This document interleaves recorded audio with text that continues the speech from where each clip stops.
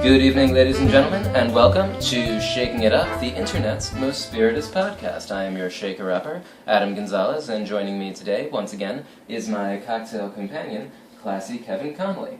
Now, I believe that during our last episode, we did not have time for a cocktail kitchen segment. That we did not. Just because we ended up going so far over time in discussing brands. So, today, for special, wonderful Christmas time, let us go directly to the cocktail kitchen. But wait! We're already in the cocktail kitchen! Because this is the first and last annual Shaking It Up Christmas party! Give me a big cheer. Okay, now stop. Golly. Golly indeed. So what are we making today, Kevin? I believe we are going to be making eggnog, but better. Eggnog, but better, because this is, of course, the eggnog stravaganza. What we are going to be doing is making special eggnog that we will not be discussing outside of the cocktail kitchen segment because it's Christmas and we don't have time to record a full podcast because we're sure that you have better things to do as well as us. So, for now, let's look at the ingredients. Main ingredients of an eggnog, Kevin, is? Egg. Egg. And some people may be concerned about eating raw egg in a cocktail. What are your thoughts? I have no qualms with eating a raw egg in the cocktail because I feel like the alcohol is sufficient enough to kill any sort of bacteria, salmonella thingies. Precisely. Yeah. And they're not supposed to have bacteria, salmonella thingies in them anyway. We're going to be adding, this is generally how I do eggnog here, a little less than 1 ounce of bourbon. I don't have my 3/4 ounce jigger. So we're just going to be going with a slight measurement. Again, I'm going to be using multiple spirits in this eggnog because it's not a very strongly spirit-forward drink, so you can play around a little bit. Kevin, do a little dance. Our intermission is over. Okay. We return with, what is this, Kevin? My favorite, Cruzan 9. Cruzan 9. This is a spiced rum, adding a spicy character, baking spice, not chili spice, and maybe a little bit more. Yeah. So we end up with about 2 ounces in total. Cool. Whoa! That is the sound of progress being made. We add to this, of course, we have eggs, we have spiced rum, and now we add half and half. Ooh. Could use milk and cream in different proportions. Half and half is convenient enough for our purposes. Now you'll notice that I am making this in, 2 ounces, in a cocktail shaker. Normally people will do eggnog in batches. I prefer, even with a large number of guests over, to do this one at a time. Because when you do it one at a time, first off, you could shake it with ice on your own.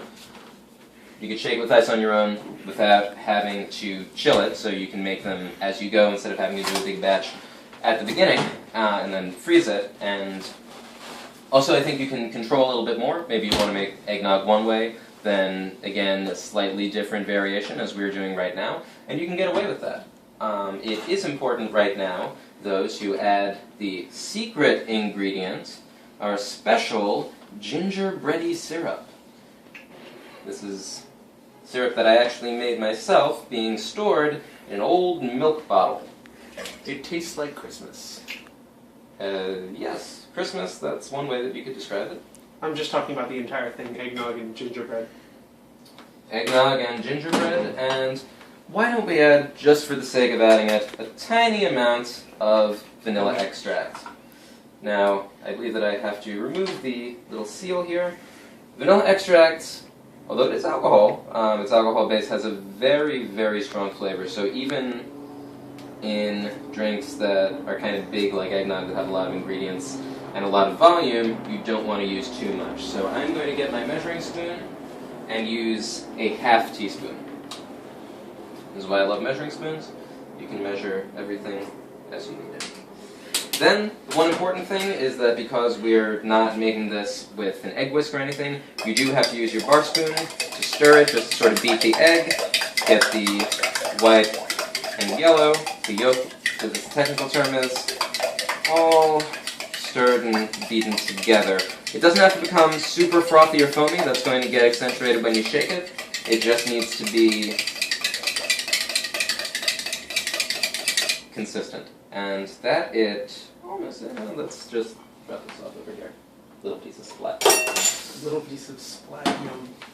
Now, assuming that I've added every ingredient, which, going by memory, I have, I'm going to just add ice, shake, and then strain into a bottle. Yum, yum.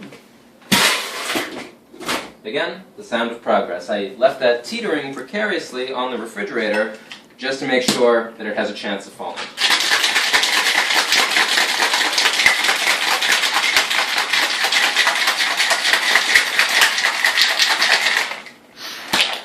Gotta shake while you shake. Gotta shake while you shake.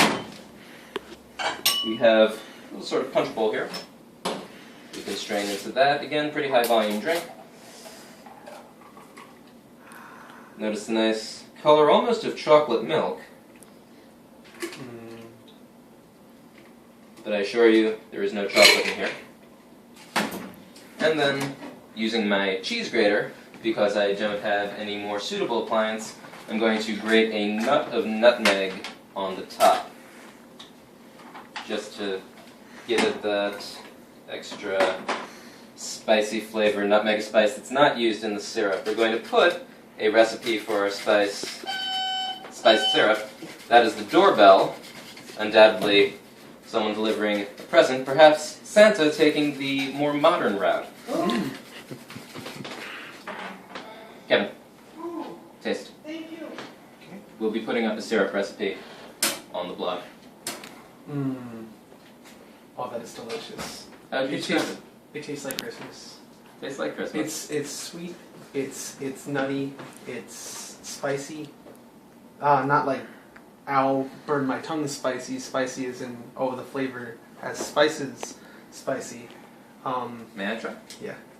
Let's make sure this came out well. How does Christmas? And Merry Christmas to both of you listening at home from Adam and Kevin at Shaking It Up. We will see you next year. Yep. Have a good one.